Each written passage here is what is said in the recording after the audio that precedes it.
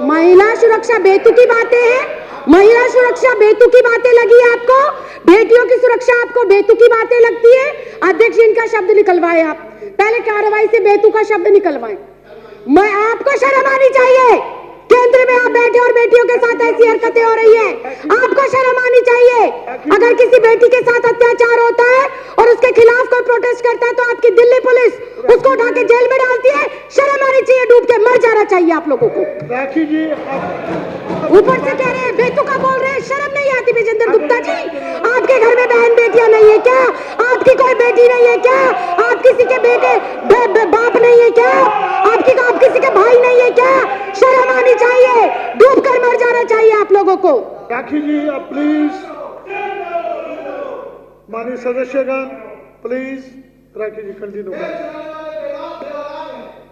अध्यक्ष जी, मैं दोबारा इस बात को दोहराऊंगी, जिधर भी देखो हवस के जल्लाद बैठे हैं, संभाल कर रखो अपनी फूल सी बेटियों को, क्योंकि देश चलाने वाले बेऔलाद बैठे हैं, बेऔलाद।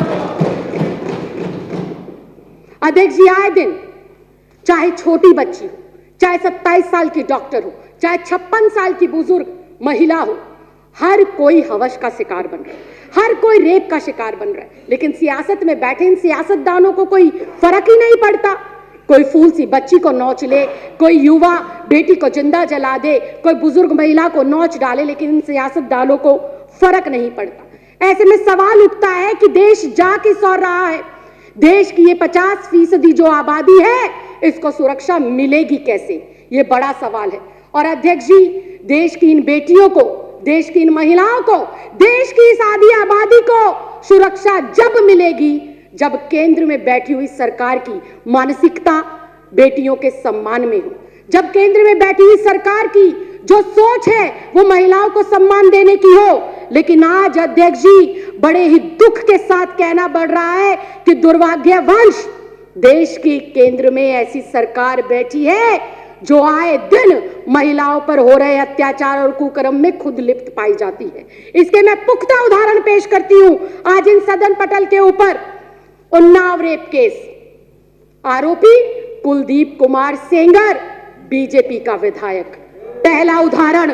दूसरा उदाहरण, आसिफा 8 साल की मासूम बच्ची, कठुआ जम्मू का केस, इसमें भी आरोपी बीजेपी के नेता पाए जाते हैं। शाहजहांपुर यूपी का केस, चिन्मयानंद स्वामी एक बेटी को ब्लैकमेल कर रहा था, निवस्त्र होकर उससे मालिश कराता था। कौन है वो आदमी? वो है पूर्व गृह राज्य मंत्री बीजेपी की सरकार का। और स्वयं बहुत दुख के साथ कहना चाहती हूं, स्वयं देश के प्रधानमंत्री पाए गए बेटियों की सुरक्षा जो है जासूसी कराते हुए। स्वयं इस देश का गृह मंत्री नामजद तरीपाल रह चुका है।